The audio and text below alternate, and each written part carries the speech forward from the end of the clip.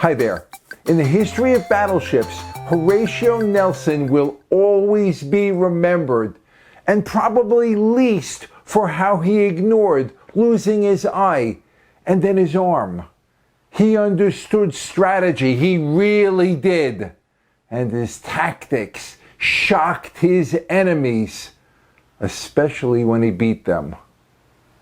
Great Britain had been fighting just about all of Europe for almost 2,000 years. The Romans, Vikings, the Normans conquered the island in 1066.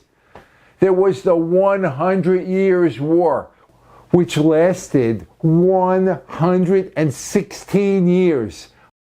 The English won big in 1415 at Agincourt, on St. Crispin's Day, whenever that is. A century later, 1545, the French tried to take out England's Henry VIII. His flagship, the 80-gun Mary Rose, sank. No one knows why. The wreck was raised 500 years later, and the remains of 179 sailors and a small dog were found. Those invasions had a high cost. In 1588, Spain invades England, and its fleet is smaller than the French one just 30 years ago. A hurricane hits them. History remembers the invasion as the disaster of the Spanish Armada. Now, fast forward, 1755, the 7 Years' War begins. Britain wins territory from both Spain and France. Those kings aren't going to forget, and they want some of their territory back. 1758, a weak, sickly Horatio Nelson is born and was not expected to live long enough to be baptized. His father was a minister. His mother's family later was able to help fulfill the boy's dream of going to sea. He did so at age 13. First sailed to the Arctic and then the Indian Ocean, where he saw his first combat. He probably caught malaria there and so was sent home to recover. In 1776, the Americans tell the British to take a hike.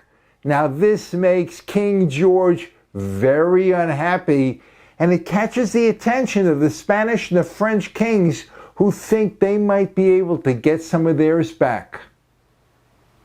In 1778, Nelson gets promoted to captain. He's 20 years old, the youngest man ever to get that rank in the Royal Navy. His orders have him stop Spanish ships that are aiding the Americans. When the war ends, he enforces British law against the U.S. at sea, and he is really strict. Maybe too strict. He's ordered to go ashore and kept there for 5 years at half pay. Don't know if he was being punished, but your guess is as good as mine. This ended when France went nuts. Their revolution began on May 5th, 1789 and ended November 9th, 1799. Now, it's weird. There's actually a specific start and end date for France's insanity. King Louis XVI and his wife, Marie Antoinette, were executed, along with tens of thousands of French men, women, and children, nobles, peasants, and religious. Europe's kings went to war with France, and Nelson went back to sea. Eventually, Napoleon Bonaparte takes over France. Now, having the largest population of any country in Europe really helps France's army. But so does having a genius in charge. Someday we're going to do a video just on Napoleon. This is the era when Nelson shows his genius, and also when he displayed some of the flaws of great men, like vanity. He craved glory and recognition and became petty when he did not get them. He also fell in love, the love of his life, with the young and beautiful wife of the elderly Lord Hamilton. In 1793, Nelson is given command of his all-time favorite ship, the Agamemnon. Had 64 guns, it was maneuverable. His orders were to fight the Spanish who were helping the French. During a battle on the island of Corsica, unfortunately, a cannonball hit near him and destroyed the vision of his right eye. And he kept going. Surprisingly, and maybe not so surprisingly, the Royal Navy didn't recognize his disability because he still had an eyeball in there. It's not like he had an empty eye socket, right? It was just a nerve that was destroyed. Just a nerve. In 1797, he's at sea helping keep Spanish fleets from joining the French. On St. Valentine's Day, off the coast of St. Vincent, his admiral sees two groups of Spanish ships and decides to sail between them and destroy them both. But, and there's always a but, the Royal Navy's ships couldn't get into position. Worse, the Spanish began to turn their 2-to-1 advantage against the Brits.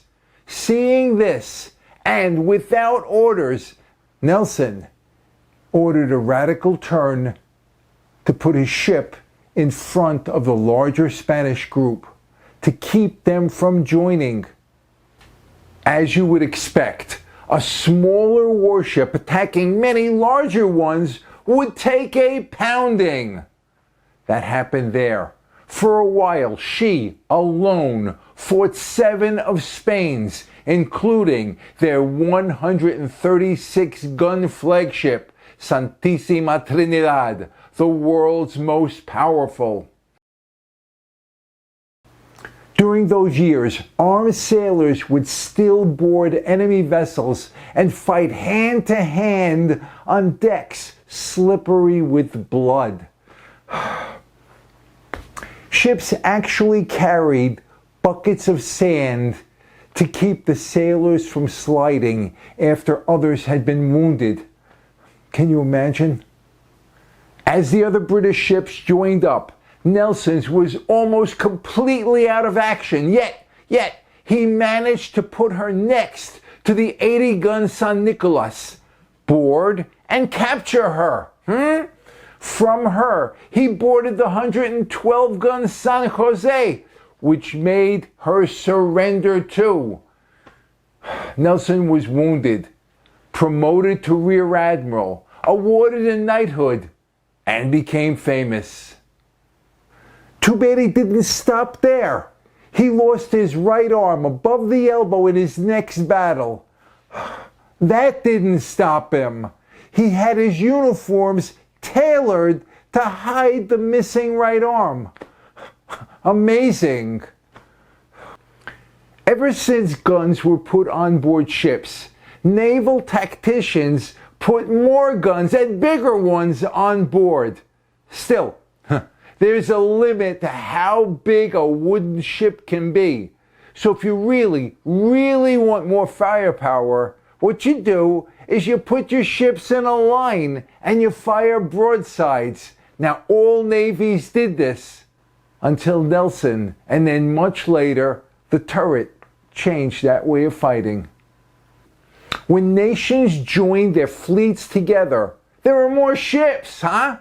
This was a worry for Great Britain in 1797 and then in 1800, because the British started seizing cargoes that they thought were going into France. and this royally pissed off Denmark, Norway, Prussia, and Russia. Altogether, those nations had some 120 ships of the line, and that was a royal threat to the Royal Navy. The way the Royal Navy dealt with this is interesting, and so was Nelson's role. The British attacked the Danes at Copenhagen while the Russians were still held in port by winter.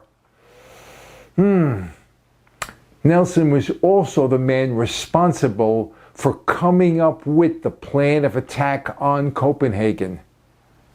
Unfortunately, he didn't have good charts of the harbor, so his Agamemnon and 2 other ships grounded. The British commanding admiral signaled for Nelson to come and retreat. Nelson put a telescope to his blind eye and said, "I really don't see the signal." His blood was up for this fight, wasn't it? The British defeated 15 Danish ships and lost none of their own in the Battle of Copenhagen, 1801. Another, by the way, Nelson's greatest victory was at Trafalgar, where he thwarted Napoleon and changed world history. His flagship there was the 104-gun HMS Victory, but, and there's always another but, that's going to be in our next video. We'll still be talking about wooden battleships. Iron ones aren't going to show up for another, 50 years. Sorry about that. Alas, by the way, I've always been amazed that huge battleships, well, every ship is referred to as a she. World War II's Chester Nimitz, Admiral of the Fleet, explained it's because they cost so much to keep them in paint and powder. Now, he had 32 aircraft carriers and 9 battleships under his command, so you don't argue with them. I am Mike for the Be More Better team. Thank you for watching. We really appreciate. So, what do you think about this? What do you think the lesson is? Is it that Nelson chose to be Nelson, just like we have choices of who we should be? Or is the choice that you keep going? You don't let anything stop you. Tell me what you think. Until the next time. Bye now.